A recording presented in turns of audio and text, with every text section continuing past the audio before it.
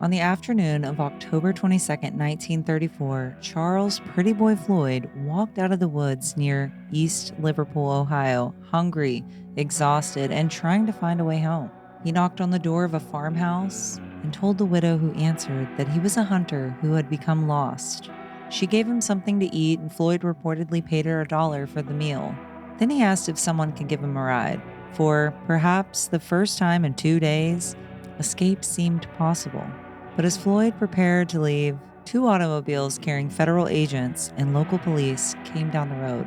Minutes later, America's public enemy number one was dying beneath an apple tree. How did a simple automobile accident turn Pretty Boy Floyd's journey home into the final hours of his life? 2 days earlier, Floyd had been traveling west through Ohio with Adam Richetti and two women, intending to return towards Oklahoma. Floyd had spent years robbing banks and avoiding capture, and after John Dillinger's death that summer, authorities had elevated him to the most wanted ranks of America's Depression-era outlaws. But early on October 20th, their Ford skidded into a telephone pole near Wellsville, Ohio. Floyd and Richetti removed their weapons and waited outside town while the women took the damaged automobile to be repaired. Suspicious residents noticed two men, and Wellsville Police Chief John Foltz went to investigate.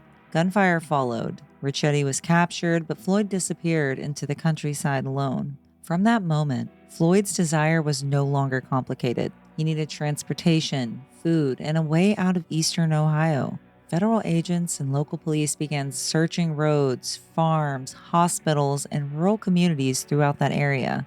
Authorities believe Floyd might have been wounded during the confrontation at Wellsville, so doctors at medical facilities were checked as well. For roughly 2 days, he moved through unfamiliar countryside while the search tightened around him. The bank robber who had escaped police traps across the Midwest was now without his partner, without his automobile, and hundreds of miles from the Oklahoma hills he considers home. By Monday afternoon, October 22nd, hunger finally pushed Floyd towards the farmhouse of Ellen Conkle near Clarkson, a few miles from East Liverpool. According to local accounts, Floyd presented himself as a lost hunter. Conkle fed him, and he reportedly gave her $1 and asked about obtaining a ride. Her brother Stuart Dyke agreed to drive him.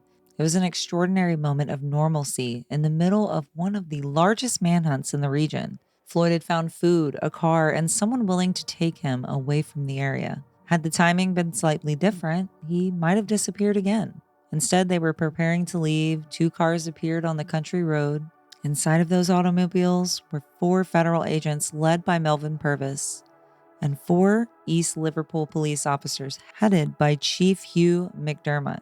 The officers had been patrolling the rural roads and questioning people whether they'd noticed activity around the Conkle farm. Floyd immediately realized what was happening and ran. According to the federal account, he emerged with a .45 caliber automatic pistol in his hands and sprinted across the field toward a line of trees while officers repeatedly ordered him to stop. Gunfire followed.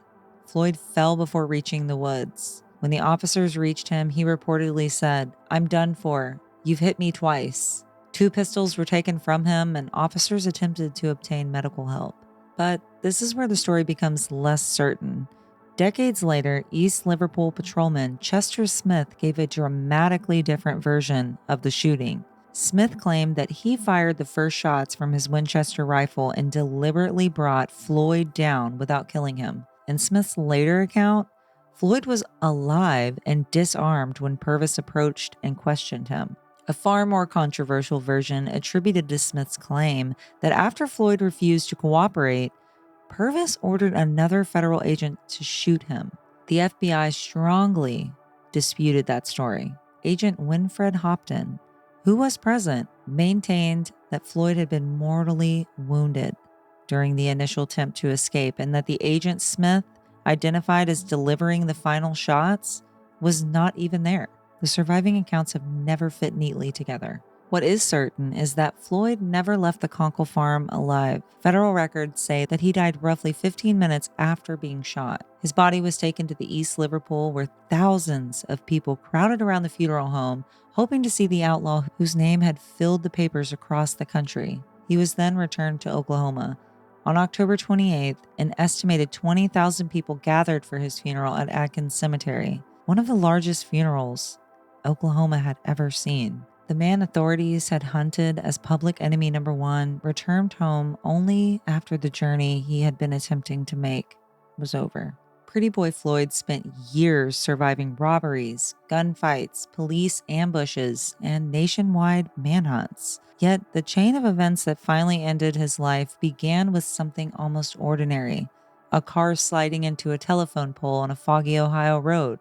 2 days later, he was alone, hungry, and sitting at a stranger's table eating what would become his last meal. A widow offered him kindness, her brother offered him a ride, and at that exact moment, Floyd thought he had found another way out.